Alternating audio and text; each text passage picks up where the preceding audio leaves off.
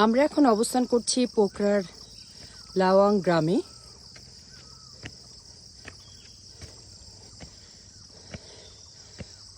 সাধারণত পর্যটকরা এই গ্রামে আসে না, কারণ পাহাড়ের উচ্চতা এখানে অনেক বেশি।